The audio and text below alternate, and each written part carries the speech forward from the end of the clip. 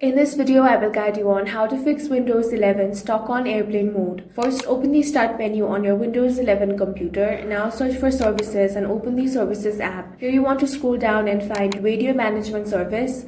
Now right-click on it and select Stop. Check if airplane mode is now disabled. If the issue continues, right-click Radio Management Service and select Properties. Now change Startup type to Manual, then click Apply, then OK. Next, you want to reset network using Command Prompt. For that, open Start menu. Now search for CMD or Command Prompt. Right-click and choose Run as Administrator. Now you want to type the following command. You want to type ipconfig /release and press enter. Then type ipconfig /renew and enter. Then you want to close the command prompt window. Now you want to check airplane mode settings. For that, open Settings. Now you want to click on Network and Internet.